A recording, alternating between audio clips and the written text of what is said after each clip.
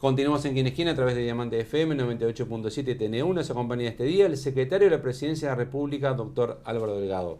Secretario, hablábamos al comienzo del programa que el coronavirus obviamente les alteró toda la agenda que tenían. Recalculando, todo, como dice Waze. Absolutamente todo. Ustedes habían prometido que no iban a haber nuevos impuestos. Terminan votando el fondo coronavirus, que es un impuesto. Transitorio por 2 meses. Había los sueldos más altos de los funcionarios públicos y de los cargos de confianza. Para decir todo hay que decir todo. Va acotando todo, muy bien. Le habían dicho que el gasto le iban a bajar 900 millones de dólares por año. Ayer, en la conferencia de prensa, la ministra de Economía dijo que eso ya pasó a un segundo plano. Dijo otra cosa más que para mí es muy importante. Dijo, nosotros teníamos 2 objetivos. Uno es la autoridad que se mantiene intacta, la voluntad de generar un gobierno austero. Lo segundo es priorizar los sectores que menos posibilidades tienen, los más desamparados. Lo tercero, habíamos puesto el objetivo de un ahorro de 900 millones de dólares este año, que ya dijo la ministra en el día de ayer, cuando habló del presupuesto, en la conferencia de prensa posterior al Consejo de Ministros, que bueno, en estos términos no, es más, el fondo coronavirus se genera para atacar la pandemia, la salud, más todos los gastos vinculados a la pandemia. Y el otro tiene que ver con un tema de déficit fiscal, ¿no? Que uno de los objetivos irá ir mejorando las cuentas fiscales. Este es un año donde seguramente en términos de déficit fiscal haya algún puntito más. Habían prometido también que la ley de inclusión financiera se derogaba completamente, se volvía voluntaria, y después con los acuerdos con la coalición no terminó derogada completamente la obligatoriedad. Pero en gran aspecto sí, ¿no? Le dimos la libertad a la gente que cobre y pague como quiera. La pregunta es, ¿hay un nuevo libreto a partir de ahora entonces? ¿Hay un nuevo programa de gobierno? No, hay una adaptación a la realidad. Lo que uno puede es decir esto no existe. Y uno lo que no puede es ser testarudo. Si algo ha sido este gobierno, ha tenido actitud y ha sido absolutamente pragmático. Yo creo que ha tenido liderazgo en el presidente de la República y en el gobierno, liderazgo, y en parte del control de esta pandemia tiene que ver con una comunicación centralizada, con la medida, con la transparencia, con haber tomado decisiones rápido y duras. El 13 de marzo, cuando volvíamos de Bella Unión con el presidente de la República, yo lo fui a acompañar en la inauguración de la cosecha de la zafra de arroz, volvíamos y aparecieron los 4 casos.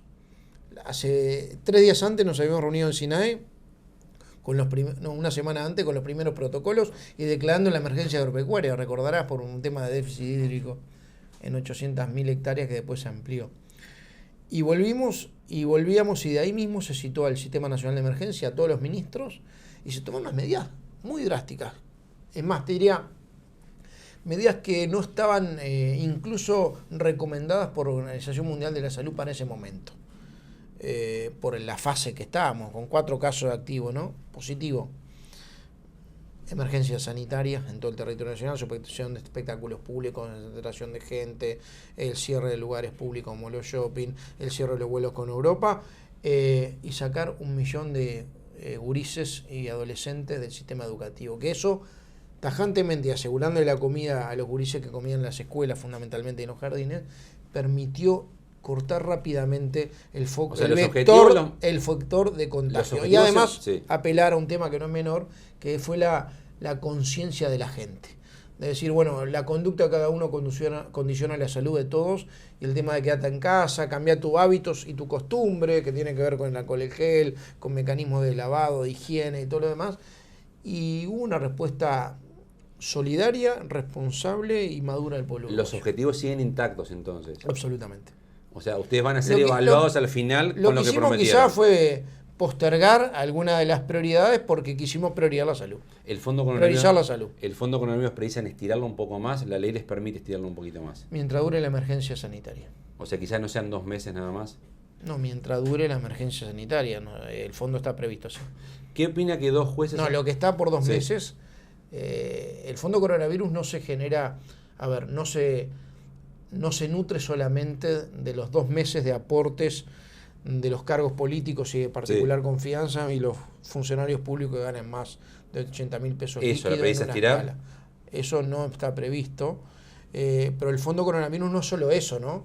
Después están las donaciones, los préstamos contingentes, ganancia del Banco República, o sea, hay un fondo que lo que está es para financiar la emergencia sanitaria, para invertir en salud y en apoyos, que como no sabemos cuánto dura este proceso, porque es como ir manejando sin saber cuándo está el final de la carretera, bueno, el Fondo Coronavirus va a seguir obviamente abierto. ¿Qué opina que dos jueces hayan interpuesto acciones de inconstitucionalidad contra este aporte excepcional? Cada uno es libre en eso, ¿no? Yo no. Pueden ser dos jueces, puede ser un periodista, puede ser. No, son dos jueces. También representan al Poder Judicial. No representa al Poder Judicial. Cuando una sentencia sí lo representa. Pero en este caso no. En este caso son acciones personales. Porque tiene que tener un interés particular y directo. Sí, personal, directo y legítimo. Pero no es algo que le llame la atención al gobierno. Me llamó la atención, nada más. Me parece que en esto había una voluntad de todos los que tenían sueldos más altos en el Estado y los cargos políticos de confianza. Nunca es lindo poner un poco más, ¿verdad? Pero fue un tema transitorio de 2 meses para ayuda para una pandemia. ¿Le parece una actitud de poca solidaridad? No la voy a calificar. Cada uno es grande y responsable y sabe cómo opera. Yo fui parte del proceso, integro el gobierno, que fue el que propuso este proyecto de ley. La rendición de cuentas que es del gobierno anterior, ustedes la tienen que la han enviado al Parlamento ahora. El senador Gandini dijo públicamente que él estaría pensando en no aprobarla como una señal de que no estuvo bien lo que hizo el Frente Amplio. ¿Usted está de acuerdo con esa señal de no aprobación? Mira, todavía no se envió, ¿no? Se está redactando, va a haber una exposición de motivos y la exposición de motivos va a decir la realidad.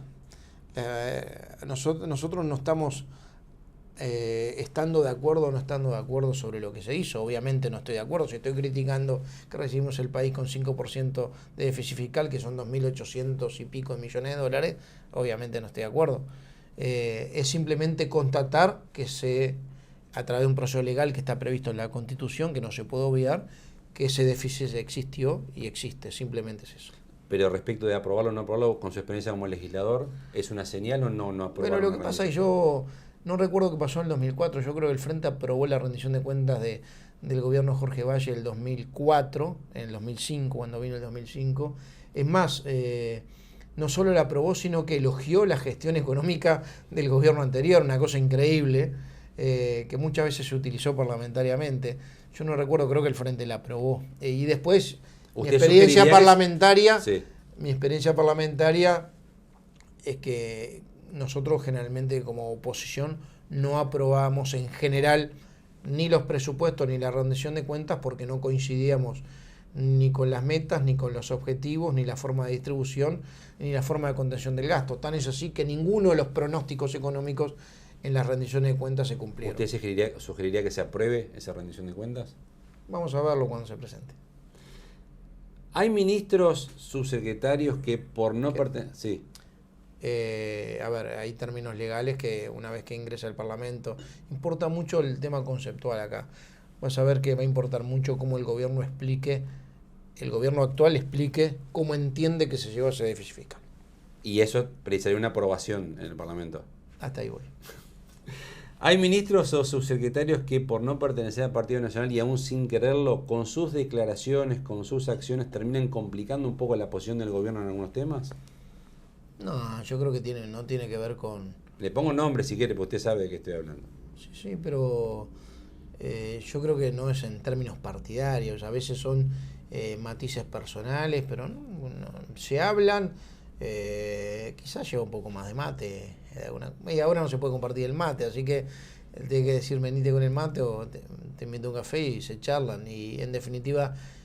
todo el mundo tiene claro dentro de la coalición que hay una coalición que es la que le obliga, tiene mayoría operativa en el Parlamento, pero quien lauda es el presidente de la República. Pero el método es así, o sea, cada uno declara lo que quiere y después se corrige o habría que dar una instrucción. Pero en general el gobierno funciona bastante alineado, hay acuerdos que en este caso, a diferencia del gobierno anterior, no son muy pocos los consejos de ministros, tuvimos ayer uno, debemos haber tenido 3 consejos de ministros en general, no más. Después hay acuerdos quincenales o semanales, mano a mano con cada uno de los 15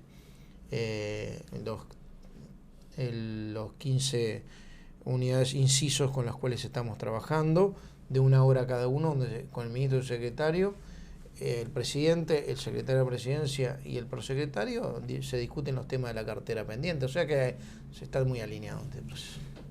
En Uruguay, un senador o un diputado puede ser reelecto las veces que se presente y que la gente lo vote, obviamente. Un intendente puede ser reelecto una vez y después tiene que esperar por lo menos un periodo y así puede seguir el círculo. El presidente de la República es el único cargo, por lo menos que yo recuerdo, que no puede ser reelecto inmediatamente. ¿Le gustaría pagarle cierta continuidad que haya reelección presidencial en Uruguay o no cree en eso? Yo creo que es sano el sistema. Luis opina lo mismo y en general creo que los uruguayos opinan lo mismo en la no reelección inmediata. Alguna vez hubo una discusión sobre este tema. Me parece que es sano generar mecanismos de que no te impide ser reelecto, no inmediatamente, ¿no? Te lo impiden con periodo en el medio. ¿Cómo se ve compitiendo en un balotaje con Orsi en 2024 a usted? Estamos a 102 días, 104 días de gobierno. Sí. En el medio de una pandemia coronavirus. Sí. Hablando del fondo coronavirus. Sí. ¿Cómo vamos a tratar de buscarle mecanismos para generar empleo a la gente? Y usted no piensa en política. Deja que este proceso. Y usted no piensa en política. Este proceso sean procesos naturales para adelante. Hoy sería una frivolidad estar hablando de un balotaje. ¿Pero le gustaría terminar su carrera política como presidente de la República o no? No voy a hablar del tema electoral, me parece que no tiene sentido, porque además me parece una frivolidad con la gente estar hablando a 100 días de empezar un gobierno, estar hablando de sus amigos, en algún asado virtual que tiene, cuando le dicen, che, yo te veo por el 2024 con Orsi compitiendo por la presidencia. Vamos a hacer lo siguiente, la vez que pueda hacer asado, llévate el tapaboca, te invito, y ahí le preguntas a mis amigos. Montevideo, con Laura Raffo como candidata de la coalición multicolor, ¿es para disputarle al Frente Amplio la intendencia o para intentar arrimarse a un lugar que históricamente viene ganando el Frente Amplio, por lo menos en los últimos yo creo años? Que hay una oportunidad histórica de poder disputarle a Montevideo al Frente Amplio. Y hay otras intendencias que hoy están en manos del Frente Amplio que también hay oportunidades para poder recuperar en manos de la coalición de gobierno. Montevideo yo creo que tenemos una gran candidata como Laura Raffo. Esta semana, el martes pasado, nos reunimos junto con el presidente con ella, viendo estímulos para el empleo, trabajando sobre el tema, incluso mecanismos de estímulo para el empleo en el Montevideo periférico. Es una gran candidata y tiene, me parece, un activo que tiene mucha solvencia técnica y además una coalición de 5 partidos atrás. ¿Pero creen que le pueden ganar al Frente Amplio a Montevideo? Sí, claro. ¿Esa va a ser la pelea? Sí, es obvio que sí. Y así va a ser la campaña y el Partido Nacional y el Partido Colorado y el Partido de la Gente y Cabildo Abierto y el Partido Independiente van a estar en este proceso para disputar la Intendencia de Montevideo con Laura Raffo. Secretario de la Presidencia de la República, doctor Álvaro Delgado, gracias por ser parte de Quién es Quién. Gracias a ustedes. Gracias a ustedes por acompañarnos en un programa más. Les recordamos, como siempre, el horario principal de emisión de Quién es Quién, jueves 22:30 horas a través de TNU. Dios mediante, entonces, nos encontramos en un próximo Quién es Quién. Gustavo Vanescayan, quien le habla de salud, le recuerda que esto ya es historia.